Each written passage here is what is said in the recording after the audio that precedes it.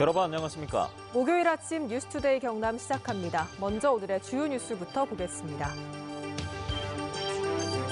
지방자치법 전부 개정안이 국회를 통과해 창원 특례시 지정이 확정됐습니다. 특례시는 1년간의 유예 기간을 거쳐 2022년 1월 출범합니다. 일제의회 외국으로 강제 동원됐다 숨진 희생자들의 위패가 늦게나마 안치됐습니다. 내년부터는 유해 발굴 작업도 진행됩니다. 경남의 코로나19 확진 환자 발생이 기존의 집단 감염뿐 아니라 다양한 경로에서 확산되고 있습니다. 이통장 관련 코로나19 확산 대책으로 진주시가 소상공인들에게 143억 원의 재난지원금을 지급하기로 했습니다. 하지만 시민들의 반응은 싸늘합니다. 창원시를 특례시로 승격하는 내용의 지방자치법 전부 개정안이 국회 본회의를 통과했습니다. 인구 104만의 창원시는 앞으로 지방자치단체의 지위를 유지하면서 광역시급 이상에 걸맞은 행재정적 권한을 확보할 수 있게 되는데요. 오늘과 내일 이 시간에 그 의미와 남은 과제를 연속 보도합니다. 신은정 기자입니다. 창원시 수건사업 중 하나인 특례시 승격이 국회의 최종 관문을 넘었습니다. 인구 100만 이상의 도시와 소멸위기 소도시에 특례시 명칭을 부여하는 지방자치법 전부 개정안에 따라 창원시와 경기도 수원, 고양, 용인시가 특례시로 지정됐습니다. 특례시 추진 2년여 만으로 지난해 국회에서 한 차례 좌절되는 등 몇 차례 진통 끝에 얻은 성과입니다. 지방자치법 전부 개정 법률안 대안은 가결되었음을 선포합니다. 창원 특례시가 출범하는 시점은 법안이 국무회의와 공포를 거친 2022년 1월. 특례시 옷을 갈아입는 창원시는 지방자치단체의 지위는 유지하면서 광역시급의 행재정적 권한을 확보하는 발판을 마련하게 됐습니다. 각종 국책사업 유치 등 정부 공모 신청이나 진해 신앙 등 항만에 대한 직접 참여권 등 광역자치단체가 갖고 있는 권한 중 일부를 이양받을 수 있을 것으로 보입니다. 또 국비약보 등 재정 특례를 통해 커진 몸짓에 맞는 살림살이도 가능해질 것으로 기대하고 있습니다. 더 많은 행정적 권한과 재정적 권한이 주어지며 우리 시민들의 삶과 복지의 질을 더 높일 수 있을 것이라고 확신하고요. 통합 10년을 맞아 특례시 승격이란 선물을 받은 창원시는 앞으로 출범 준비단을 조직하고 정부, 국회, 경상남도와 협의를 통해 행재정적 특례를 적극 유치할 계획입니다. MBC 뉴스 신은정입니다. 일제 강제동원 희생자들의 유해가 제대로 수습되지 않고 있다는 MBC 보도 이후 정부가 어제 늦었지만 의미 있는 행사를 가졌습니다. 희생자 278위의 위패를 일제 강제동원 역사관에 안치한 건데 정부는 내년부터 유해 발굴 작업에 착수하겠다고 밝혔습니다. 정영민 기자입니다. 일제에 의해 외국으로 강제동원됐다가 숨진 희생자 가운데 아직도 유해를 찾지 못한 경우는 신고된 것만 무려 2만여 명에 달합니다. 신고가 안 된 경우까지 포함하면 훨씬 더 많을 것으로 추산되는데 정부 주도의 유해 발굴 작업은 그동안 제대로 진행되지 않았습니다. 태평양 지역, 동남아시아, 기타 지역에 대한 유해 조사나 발굴에 대한 관심은 사실 그동안 굉장히 미미했다라고 볼 수가 있고. 당장 유해 발굴과 확인 작업을 서둘러 진행하기 쉽지 않은 상황에서 정부는 일단 위패 안치 작업부터 시작했습니다. 유족들도 이제 고령인 만큼 일단 위패라도 먼저 안치해 희생자들의 넋을 달래겠다는 겁니다.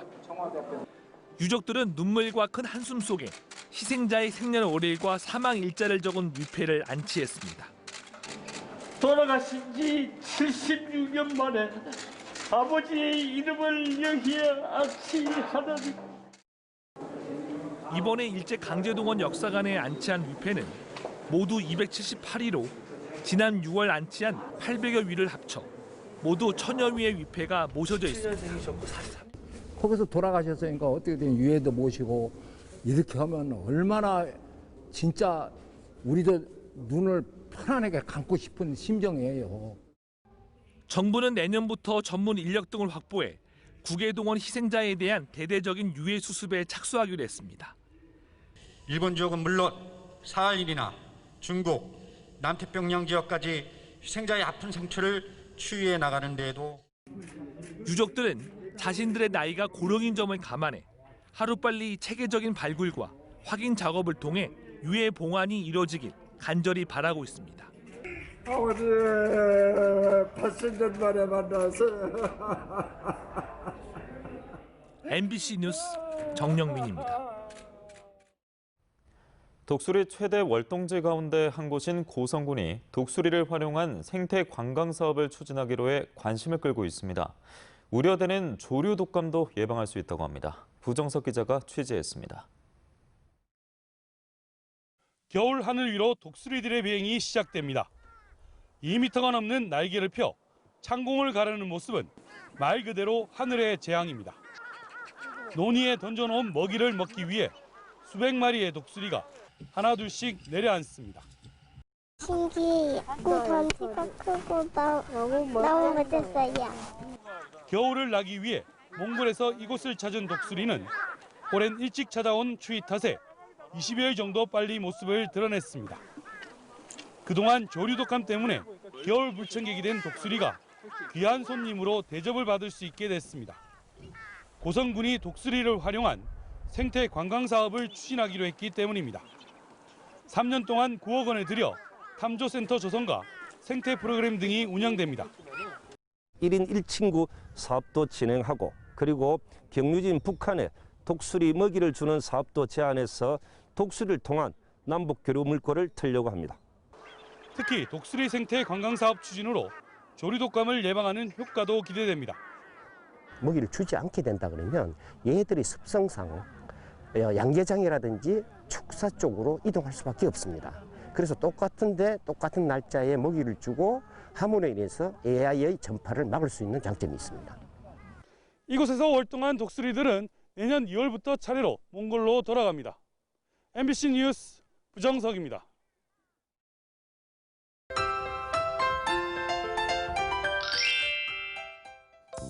오늘 추위의 기세가 한풀 꺾였습니다. 아침 기온 어제보다 조금 오르면서 평년 기온을 웃돌고 있는데요. 대부분 지역의 아침 기온 영하권이었던 어제와 달리 오늘은 영상의 기온 분포를 보이는 곳도 많겠습니다. 오늘 창원의 아침 최저 기온 3도, 진주는 영하 2도를 보이면서 어제보다 3, 4도가량 올랐고요. 낮 기온은 창원 11도, 진주는 12도까지 오르겠습니다. 한편 건조한 날씨가 이어지고 있습니다. 경남 지역에 건조특보가 발효되진 않았지만 대기 상태가 무척 건조한데요. 불이 나기 쉬운 조건인 만큼 각종 불씨 관리에 유의해 주시길 바랍니다. 위성 영상 보시면 오늘 대체로 흐린 날씨를 보이면서 오후부터 구름 많겠습니다. 경남 지역의 미세먼지 농도 보통 수준 보이면서 공기질 무난하겠습니다. 오늘 낮 기온 10도 이상을 보이면서 비교적 덜 춥겠습니다. 아침 기온부터 보시면 밀양 영하 2도, 양산은 1도에서 시작하고요. 낮에는 밀양 12도, 김해 12도, 양산 13도까지 오르겠습니다. 서부 지역 보시면 거창 영하 3도, 산청 영하 2도에서 시작합니다. 낮에는 거창 12도, 합천은 13도까지 오르겠습니다. 바다의 물결은 최고 1.5m까지 비교적 잔잔하게 일겠습니다. 글피까지 대부분 지역의 아침 기온 영상권을 보이겠고요. 앞으로 계속 맑은 날씨가 예상됩니다. 날씨 정보였습니다. 진주시가 이통장 관련 코로나19 대란에 대한 대책으로 소상공인들에게 143억 원의 재난지원금을 지급하기로 했습니다. 하지만 시민들은 소상공인에게만 지원금을 준다며 불만을 표했고 막상 소상공인들은 지원 액수가 너무 적다는 의견이 많았습니다. 이종승 기자가 취재했습니다.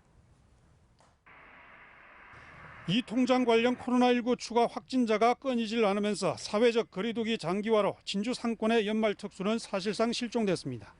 이에 따라 진주시가 모두 143억 원 규모의 소상공인 생활안정자금 지원 대책을 내놨습니다.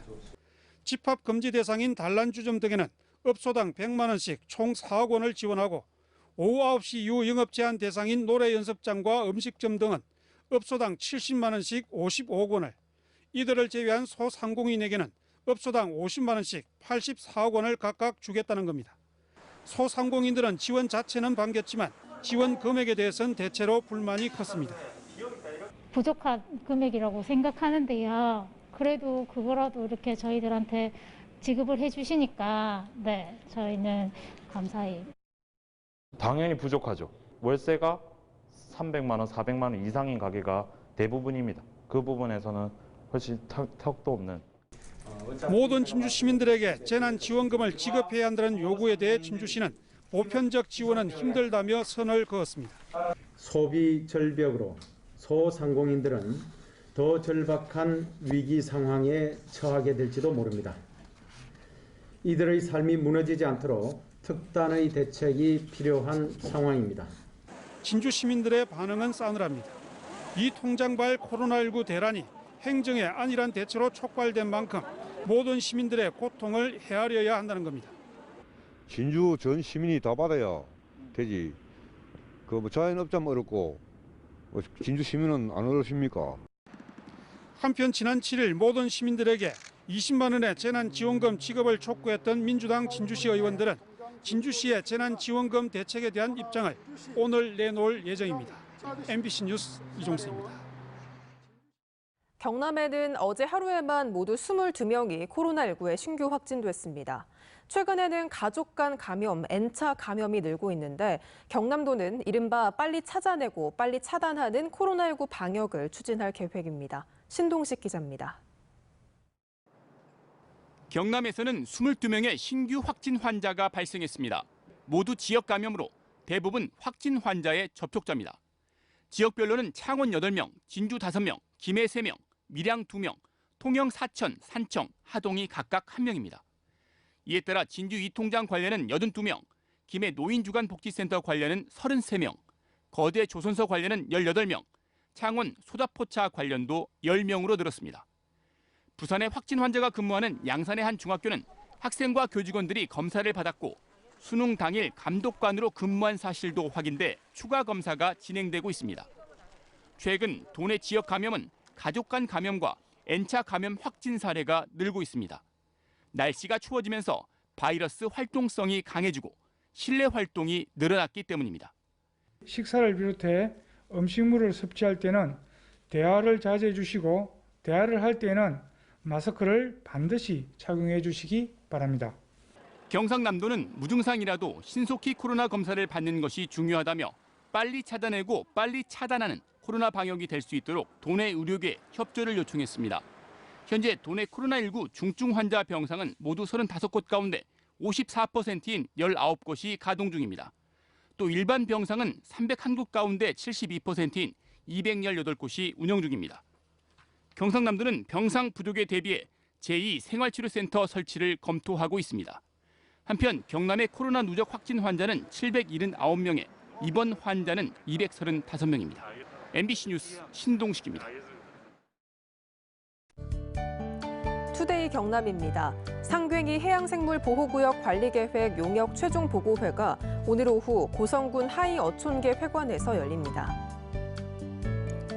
거제시 무장애 도시 정책 간담회가 오늘 오전 9시 30분 거제시 블루시티홀에서 진행됩니다.